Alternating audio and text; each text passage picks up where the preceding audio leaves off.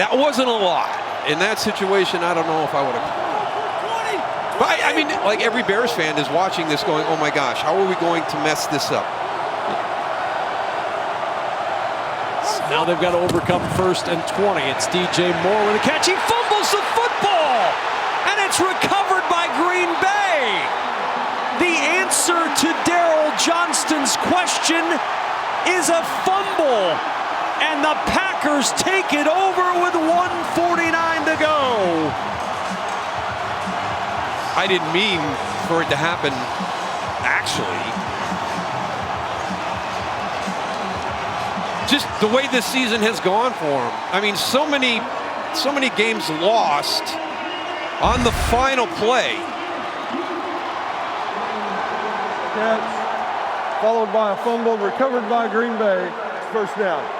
Carrington Valentine just jarred it out with his helmet and then scooped it up.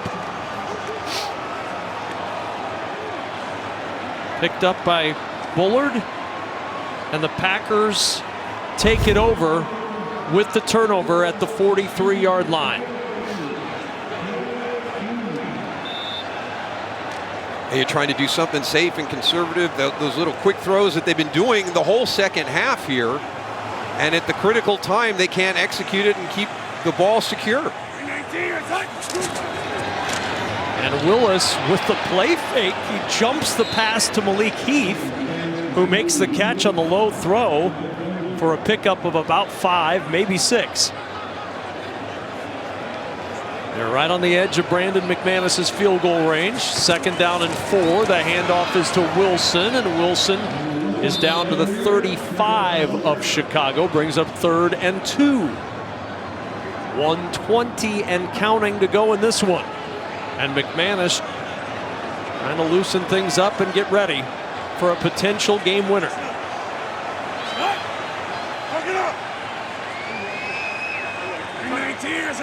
3rd and 2. Wilson again, and Wilson will lose yardage. Tremaine Edmonds was the first one there. DeMarcus Walker helped finish him off. And now 4th down and a timeout.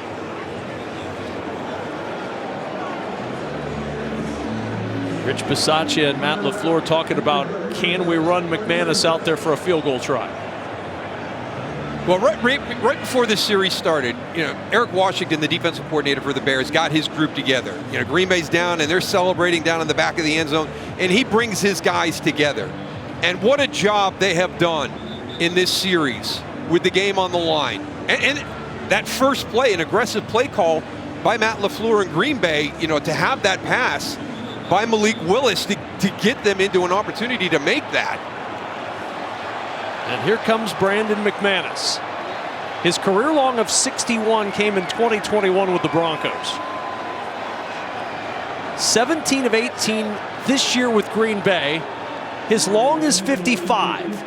This will be 55 yards right in the middle of the field. I mean, the flags at the top of the goalpost are straight down. It doesn't appear to be. The flags at the top are blowing. Good snap and hold. The kick by McManus on the way. It's low, but it's good.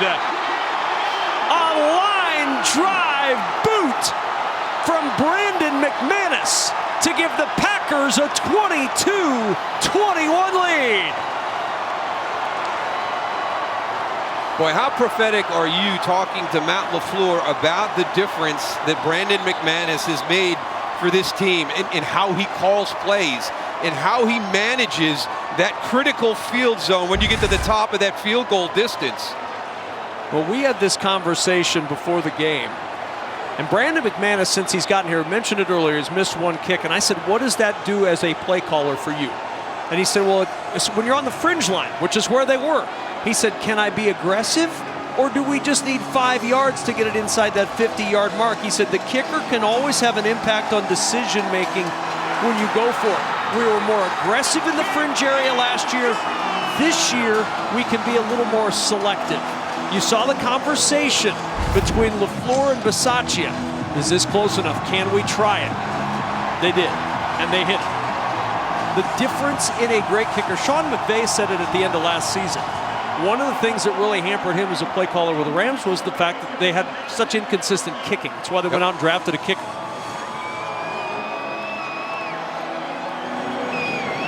Well, with Brandon McManus, and since he got here in mid-October, it's completely changed the Packers' confidence in their kicking game. Remember, they struggled really for the better part of 3 years. As Tyler Scott gives it back to Blackwell, and Blackwell slips and is down at the 20-yard line.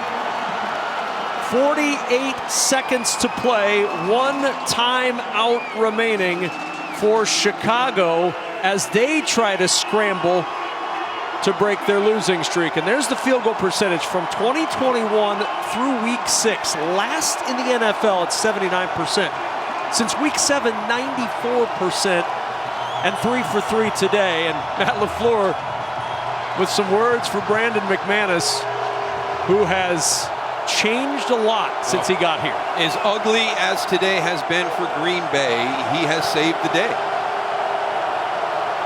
And now it's up to Caleb Williams and the Bears as they try to rally late. Williams flushed, and Williams is yanked down, and that's a flag. Kingsley Enagbare on the edge. And Caleb Williams yanked to the turf, and this will cost yardage. Personal foul, horse collar tackle. Defense number 55. 15 yards penalty at the previous spot. First down. Easy call. You're up inside the jersey on the nameplate.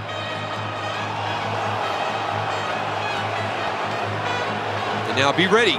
There you go. Get up to that line of scrimmage. Be ready to go. First down and 10 at the 35 after the penalty.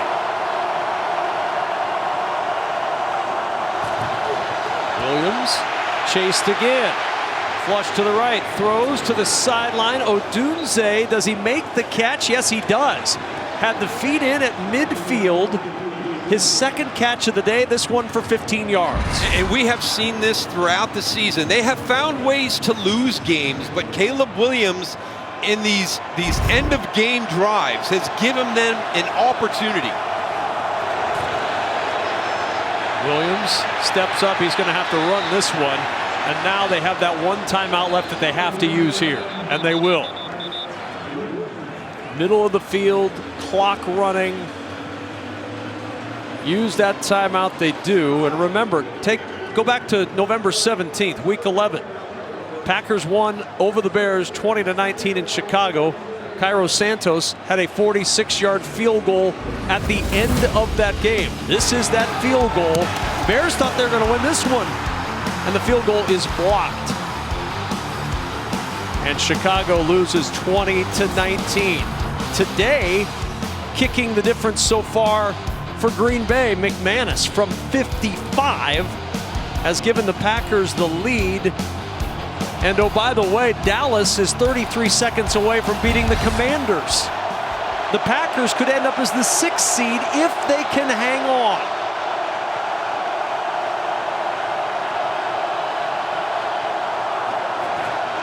No more timeouts for Chicago. Caleb Williams in trouble, gets away from the first, and he throws as he's going down. The pass incomplete. Will it be intentional grounding? There was a receiver in the area, say the officials on the field. So it will not be an intentional grounding call as he avoids the sack. Yeah, it's so critical that he's able to avoid this sack. Aaron Mosby goes over the top, and he's draped right there, and just a great job. Cole Kmet is in the area. He's throwing the ball towards Cole Kmet on that play because he was still in the pocket.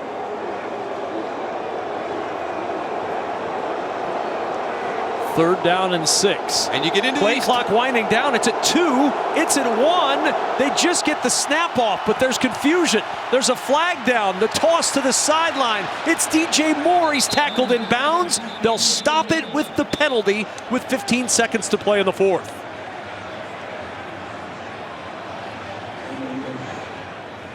I'm not sure everybody was set. Although we're inside 2 minutes, the game clock was stopped. There we have a live ball illegal shift. Offense number 2.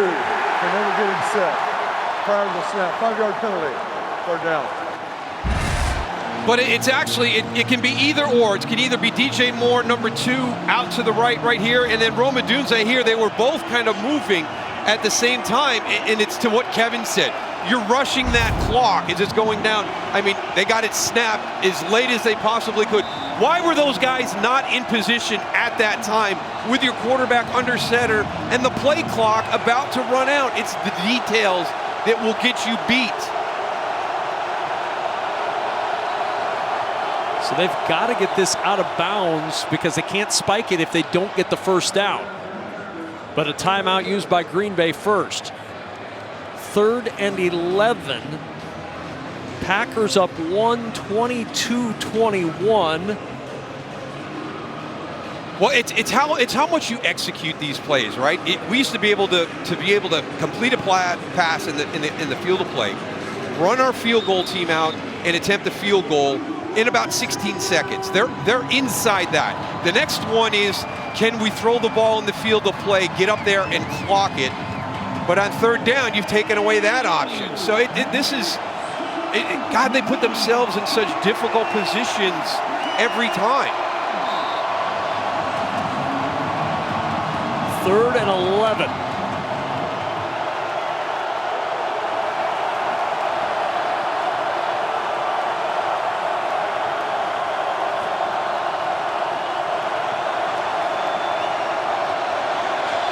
Williams over the middle. It's DJ Moore. He's got to get up there quickly to spike it. No timeouts. 6 seconds and counting. Bears get set. Williams spikes the football. 2 seconds to go. And just like in week 11, it's going to come down to a Cairo Santos field goal try. What a great job. You get the trio on the right here, and you get one-on-one on this side. And again, it's a great route. You got the whole middle of the field open, and you go into that play. That takes about 12 seconds. They were at 15. They got it done in 13. Caleb Williams, who's looking for his first career game-winning drive to end his first season. It'll come down to Cairo Santos from 51 yards. Scott Daly, the snapper. Torrey Taylor, the holder. Good snap, good hold. The kick on the way by Santos, and it is good! The Bears' losing streak comes to an end on the final play of the regular season, as Chicago comes to Lambeau and upsets the Packers 24-22. And Cairo Santos tries to Lambeau leap and denied. Caleb Williams, a game-winning drive, and Santos delivers for Chicago. They had Big Matt Pryor at left guard, right over where Carl Brooks was, who blocked this field goal attempt at Soldier Field earlier this season. And after losing so many games this season, on the final play, to break the losing streak, to avoid being a part of the all-time single-season consecutive game losing streak, they do it on the final play of the game. 10-game losing streak, over. 11-game skid against the Packers, over. For Daryl Johnston and Laura Oakman and our entire crew.